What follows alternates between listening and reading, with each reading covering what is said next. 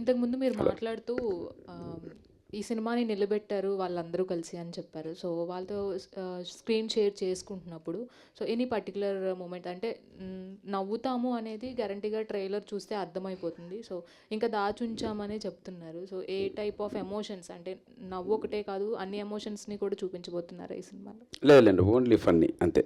Only fun oriented. ఎందుకు చెప్తున్నా అంటే అన్నమాట, లక్కీగా వాళ్ళకి అటువంటి క్యారెక్టర్ సెట్ అయినాయి ఈ మూవీలో. సప్తగిరి అనేది ఒక ఇన్నోసెంట్ మీటర్లో ఉంటే నా పక్కన ఉన్నటువంటి 10 సప్తగిరిలో అవుతారు వీళ్ళందరూ. సో అది బాగా వచ్చింది.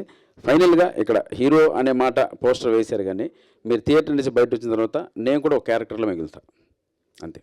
సప్తగిరి అన్న రాజ్యసభలో కూడా మీరు చేస్తున్నారు కదా, అందులో కూడా మీరు ప్రభాస్ గారితో కలిపి బాగా కామెడీ చేస్తారా? ఎలా ఉండబోతుంది మీ ఇద్దరిది?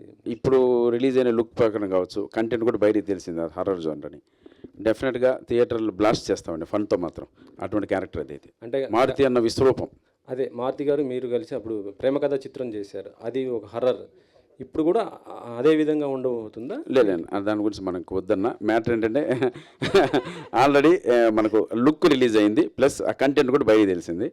అంతవరకు మనం మాట్లాడడానికి పర్మిషన్ ఉంది. డెఫినెట్గా సినిమా అయితే మాత్రం ప్రభాస్ అన్న ఇంతకుముందు 5 మూవీస్, నెక్స్ట్ 5 మూవీస్ అలా చూస్తుంటారు, మీరు అలా చూస్తారు, ఆ క్యారెక్టరైజేషన్తో చూస్తారు. సప్తగిరి గారు ఇందాక మాట్లాడుతూ అదే కొన్ని క్రైమ్స్ చూసినప్పుడు చాలా భయం వేసింది అన్నారు కదా, అంటే ఫ్యూచర్లో ఏమన్నా విలన్గా కూడా ఏమైనా ట్రై చేస్తున్నారా ఏంటి? అన్న ఇప్పించన్నా, రెడీ అన్న, గడ్డం కూడా వేస్తున్నా.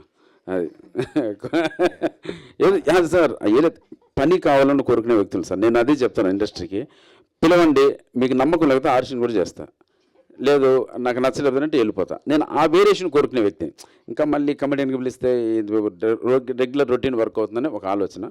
మీరు ఆడిషన్ పెట్టండి, ఆడిషన్లో ఫెయిల్ అంటే బయటకు వచ్చేస్తాను.